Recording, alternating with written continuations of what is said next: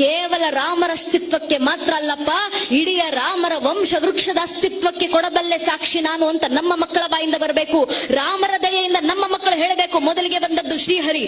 ಶ್ರೀಹರಿಯ ಮಗ ಬ್ರಹ್ಮ, ಬ್ರಹ್ಮನ ಮಗ ಮರೀಚಿ, ಮರೀಚಿ ಮಗ ಕಶ್ಯಪ, ಕಶ್ಯಪನ ಮಗ ಸೂರ್ಯ, ಸೂರ್ಯನ ಮಗ ಮನು, ಮನುವಿನ ಮಗ ಇಕ್ಷ್ವಾಕು, ಇಕ್ಷ್ವಾಕುವಿನ ಮಗ ಕುಕ್ಷಿ, ಕುಕ್ಷಿಯ ಮಗ ವಿಕುಕ್ಷಿ, ವಿಕುಕ್ಷಿಯ ಮಗ ಬಾಣ, ಬಾಣನ ಮಗ ಅನರಾರಣ್ಯ, ಅನರಾರಣ್ಯನ ಮಗ ಭೃದು, ಭೃದುವಿನ ಮಗ ತ್ರಿಶಂಕು, ತ್ರಿಶಂಕುವಿನ ಮಗ ದುಂಡುಮಾರ, ದುಂಡುಮಾರನ ಮಗ ಮಾಂಧಾತ, ಮಾಂಧಾತನ ಮಗ ಸುಸಂಧಿ, ಸುಸಂಧಿಯ ಮಗ ಧ್ರುವಸಂಧಿ, ಧ್ರುವಸಂಧಿಯ ಮಗ ಭರತ, ಭರತನ ಮಗ ಅಶೀತ, ಅಶೀತನ ಮಗ ಸಗರ, ಸಗರನ ಮಗ ಅಸಮಂಜಸ, ಅಸಮಂಜಸನ ಮಗ ಅಂಶುಮಂತ, ಅಂಶುಮಂತನ ಮಗ ದಿಲೀಪ,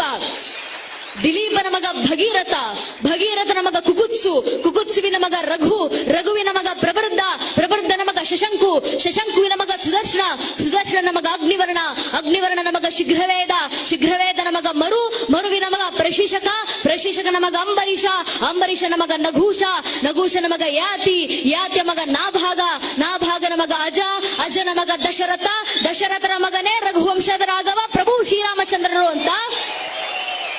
ಹೇಳುವ ಮಟ್ಟಕ್ಕೆ ನಮ್ಮ ಹಿಂದೂ ಮನೆಯ ಒಂದೊಂದು ಹಿಂದೂ ಮಗುವಿನಲ್ಲೂ ರಾಮರ ಭಕ್ತಿ ಬಂದ್ರೆ ಸಾಕು ನನ್ನ ನೆಚ್ಚಿನ ಬಂಧುಗಳೇ. ಇದೇ ಧರ್ಮ ಜಾಗೃತಿ, ಇದೇ ಧರ್ಮ ರಕ್ಷಣೆ. ಇಷ್ಟು